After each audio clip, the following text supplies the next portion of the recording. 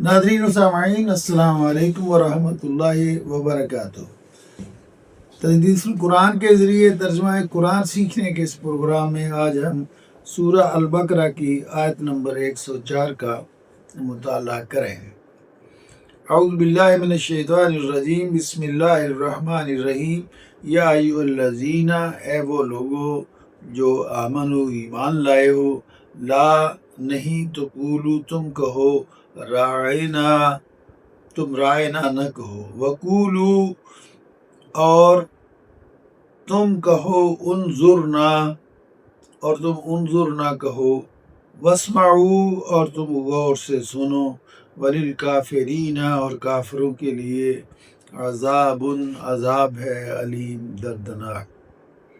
یا ایھا الذین، اے وہ لوگو جو آمنو ایمان لائے ہو، لا تقولو نہ کہو تم رائنا نہ کہو، وقولو بلکہ تم کہو انظرنا اور تم انظرنا کہو، واسمعوا اور تم سنو، وللکافرین اور کافروں کے لیے عذاب علیم عذاب ہے دردناک۔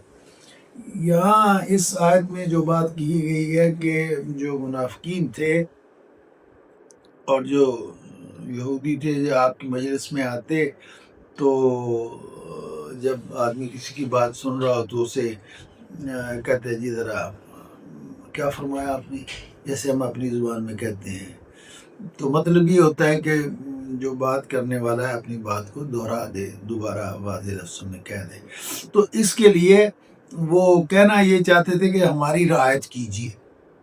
تو اس لفظ کو وہ اگر وہ تھوڑا زبان ٹیڑھی کر کے بولتے تو اس کا مطلب ہو جاتا ہے ہمارے چرواہے۔ تو اللہ تعالیٰ نے فرمایا اپنے محبوب پیغمبر کی